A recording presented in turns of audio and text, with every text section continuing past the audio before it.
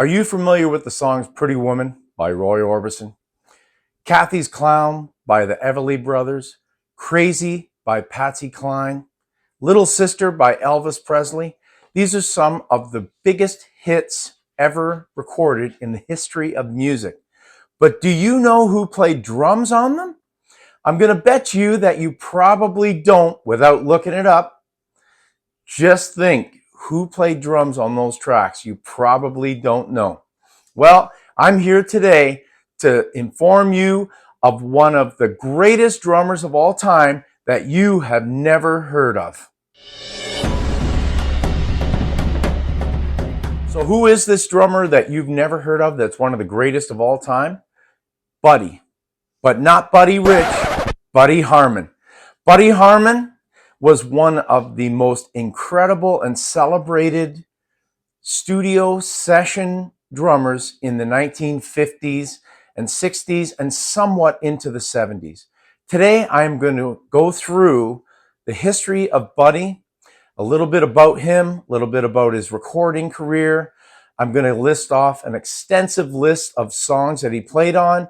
And at the very end of the video, I've got a very incredible video of Buddy being interviewed and him telling something to the world that I'm going to say probably none of you know. So stick around till the end of the video and check out that video of Buddy, and he's going to unveil to all of us something that probably none of us knew. It's really, really interesting. So anyways, let's get to Buddy. Murray Mizzle, otherwise known as Buddy Harmon, was born in Nashville on December 23rd, 1928, when Music City must have been a completely different, much smaller, and far more rural place. His parents were both musicians, and his mother was actually a drummer. He assumed the first name Buddy as a homage to his favorite drummer, of course. No prizes for guessing who, Buddy Rich. Buddy worked in a cinema to save up money for his first drum set, which was a Slingerland that he played in the band he set up when he was in high school. Eventually, he joined the U.S. Navy and played in military bands before he returned to Nashville to take up a place at university. His parents realized he was serious about playing drums and sent him to Roy C. Knapp's School of Percussion in Chicago for 3 years. So Buddy was actually educated. This was where Louis Bellson, Dave Tuff, Baby Dodds, Bobby Christian, Gene Krupa, Hal Blaine, Freddie Below, and many others studied. So that is an incredible list.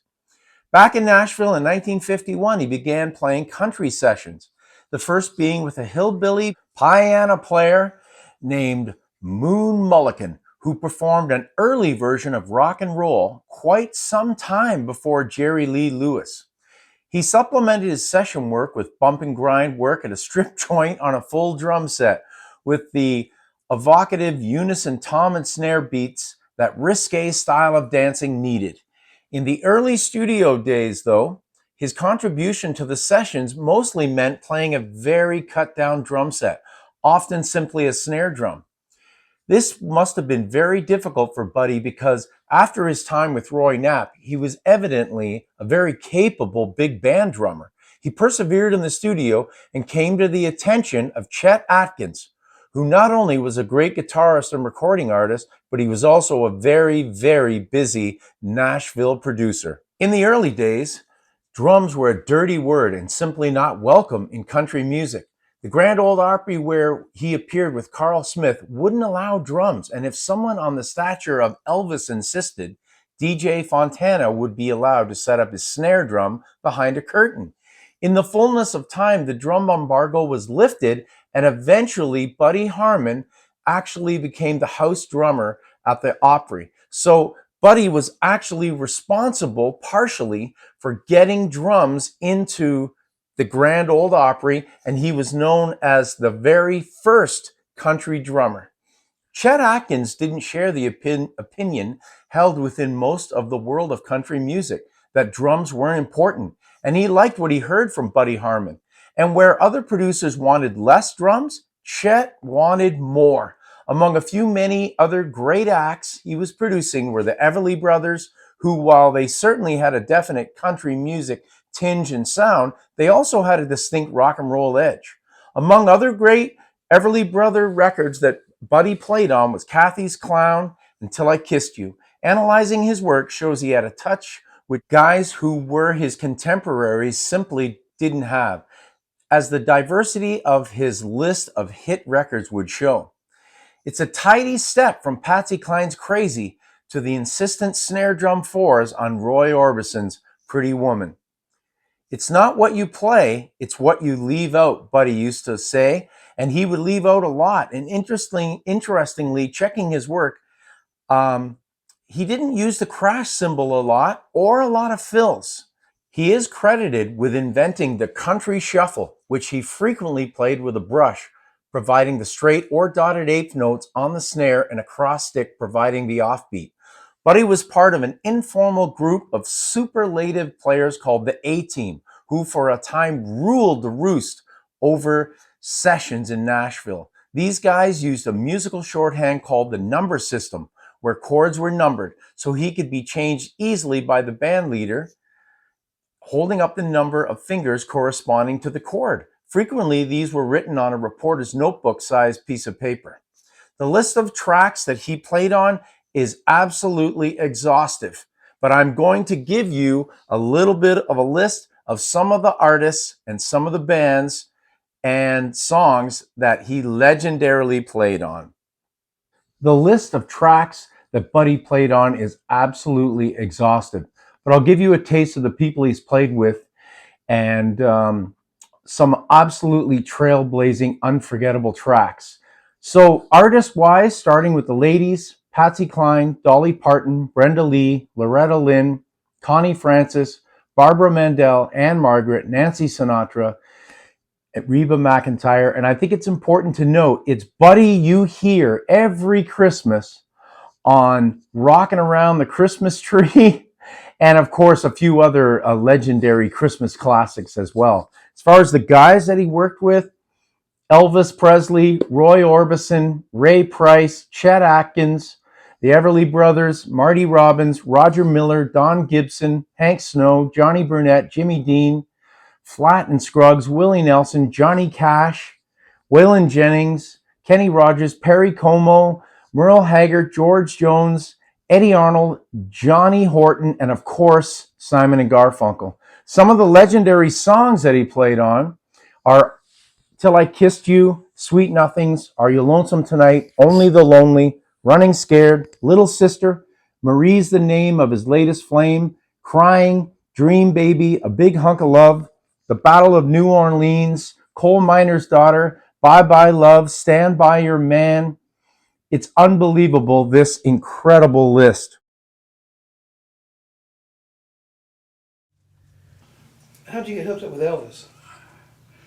Elvis came when RCA signed Elvis. They brought him to Nashville to record. They bought him from Sun, and Chet Atkins did, and Steve Scholz, who was head of RCA at that time.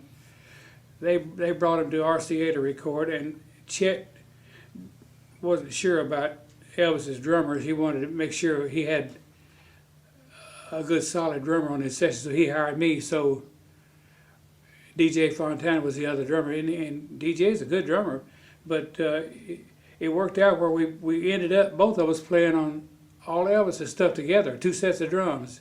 It really turned out real good. Y'all actually, I've never heard that before. Yeah, there was 2 sets of drums on Elvis's sessions We had here in Nashville. On the movie. I mean, on the sessions we did here. Now, what songs did you play on? The first song I ever worked on with Elvis was "Stuck on You." That was the first one, and that's one where we did. I did "Little Sister," "It's Now or Never," and then I went to. They started wanting us to go to Hollywood to make soundtracks for Elvis's movies, so we'd take off and go out there and do the soundtracks in L.A. What studio did you use out there? Do you remember? Oh, I did a number of soundtracks. A lot of his movies, Clambake. I just saw a couple recently on TV. The only one I didn't get to do was Blue Hawaii. and that was one where they were when they were working in L.A. They wanted to cut back on expenses. Somebody did, I don't know who, but it wasn't Elvis. But they took a drummer from the West Coast named Hal Blaine. I'm sure you're I familiar know with him, him. yeah. He went and did that movie soundtrack, and then they came back here and did some more. I worked with him until about 1969 then, and then a new producer came in with RCA and named Felton Jarvis, and he decided he wanted to change bands. So he started using a different band with Elvis. Thanks very much for watching. I hope that I informed you. The video was interesting, and we did some really deep diving into a truly incredible, inspirational drummer. I mean, I absolutely love Buddy's playing. All the songs that I mentioned earlier in the video, I'm familiar with all of them. And he's like a Hal Blaine kind of a guy where I think it was Kenny Aronoff that said Hal Blaine is the 10 drummers that I love the most. In other words, Hal Blaine played on so many songs that you would think it was 10 different drummers, but it's actually just one. It's the exact same thing with Buddy. Buddy Harmon played on so many legendary songs, but of course, from song to song to song, you think it's a different drummer, but it's actually the same guy playing over and over. When you're as good as Buddy and Hal Blaine, of course you're going to get hired to play on so many recordings. Anyways, thanks for joining me today. Thanks for checking out my Buddy Harmon video. And I want to thank my new subscribers. And I'm taking a slightly different turn with the videos. I'm going to do a few more of these. I'm trying to figure out what works best for my channel. Stick around. There's going to be some more of these type of historical type videos. Thanks very much for watching. And as always, keep drumming.